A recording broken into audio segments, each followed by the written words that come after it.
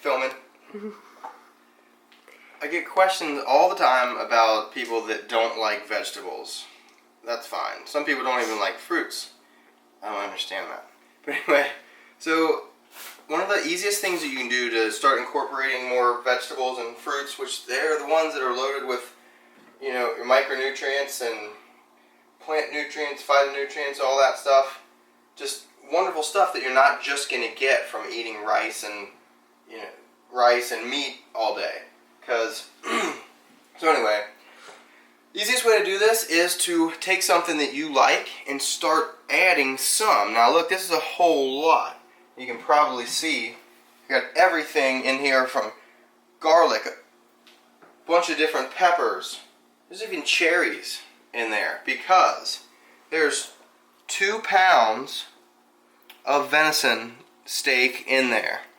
Now, once this cooks down, I know it's probably scary. You're seeing vegetables, celery, but all that stuff's going to make one big taste itself. You're not going to taste a bunch of celery. You're not going to taste a bunch of stuff you might not like. It's all going to make a good taste together. And there's black beans. We have black beans, tomatoes, garlic, red onions. I love putting cherries in with my venison, and then sometimes I'm bleeding.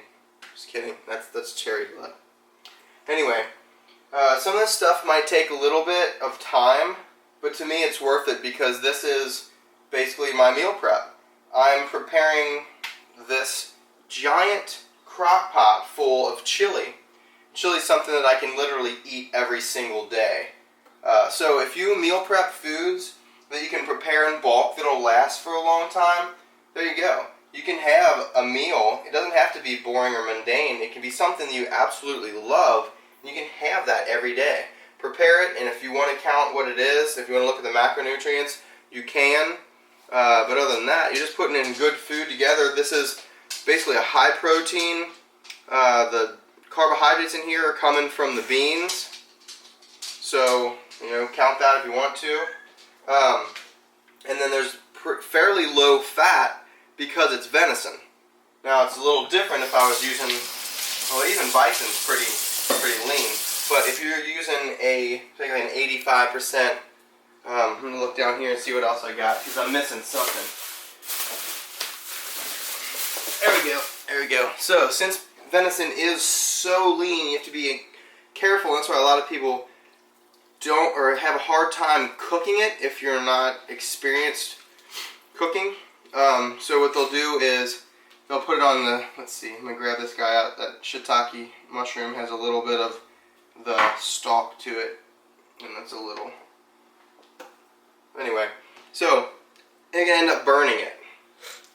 Venison is very easy to burn or overcook, and that's why a lot of people don't like it. It'll get very tough, very chewy, as will anything if you overdo it. So anyway, I tend to add a little bit of extra fats when I use venison, especially as chili. I do different ones. I put a light, this one's a walnut oil. I haven't tried that before, but see, different fats give you different, basically different fats. Polyunsaturated, monounsaturated, and saturated, different ones. They do different things for your body. It's good to have a fair balance between them. So the walnut oil, last time I used sesame oil in it, it was delicious, but they're just a different, nuttier flavor. You're just going to get a little concentrated,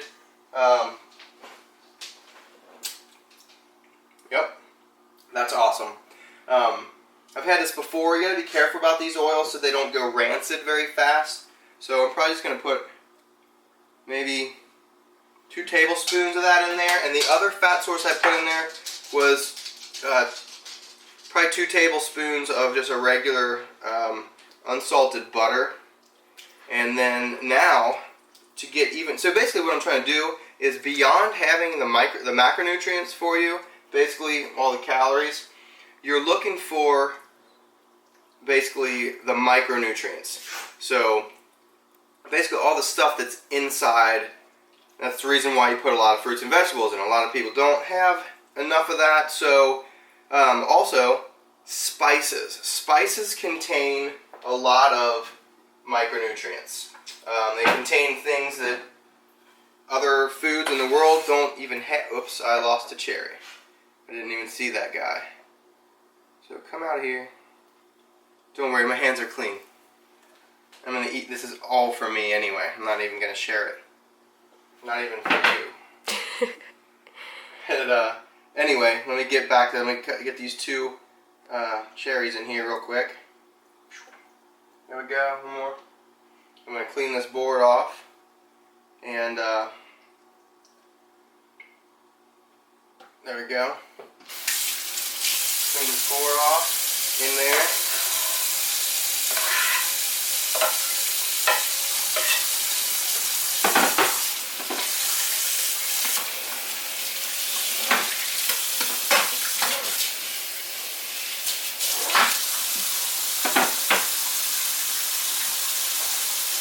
Okay, yeah, so back to the micronutrients coming from spices. As you can see, I'm really a big fan of spices. They're everywhere. And here we go. It's a really interesting way to show you all different spices from around the world. This is from Colonel D Spices. And you can look it up online. I believe it's coloneld.com. You have to check that. I'll put a link.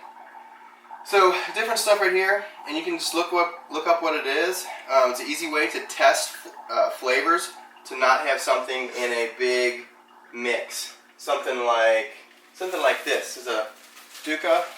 It's really good for chicken, but it's sesame seed, kosher salt, cumin, black pepper, smoked paprika. So this is kind of cool. If you go up to Colonel D's, you can say, hey, I'm cooking fish, or hey, I'm cooking this. Can you recommend anything? And they'll start with maybe a blend of something for you. Well, that's good if that's what you like, but it's also good to start cooking and start understanding what each individual spice does, or herb, and how to put them in there. So a lot of people might be putting salt in at the very, very beginning.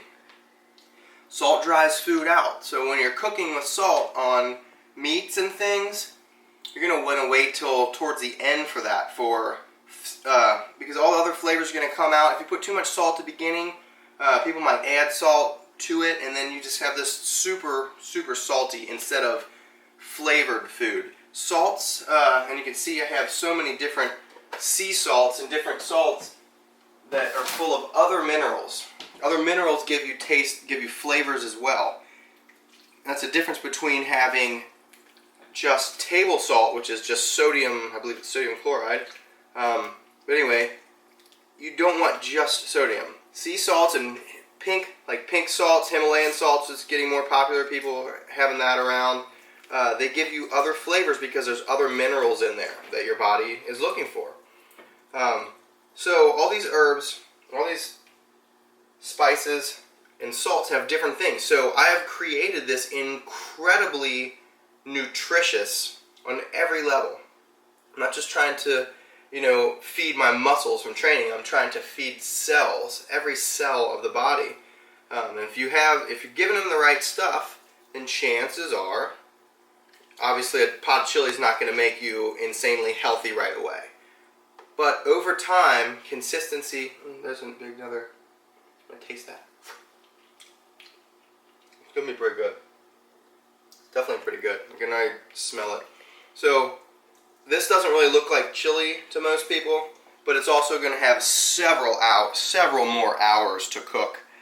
Sometimes I even cook this, put it in the refrigerator, and then cook it in the morning as well.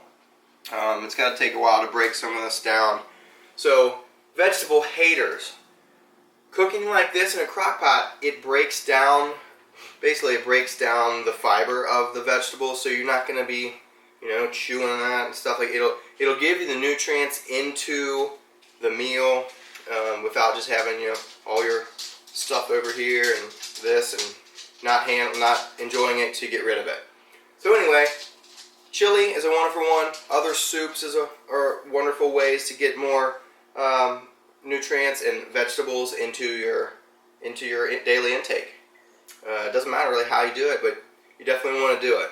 So anyway, wait till this is done and we will give you the finished product.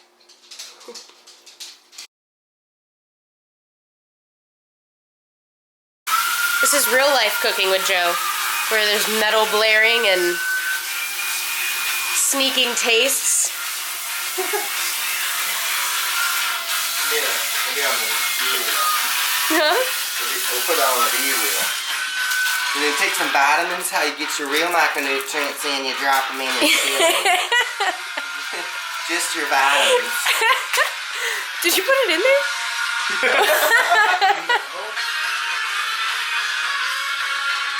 It's a little reptilian soul. Hmm.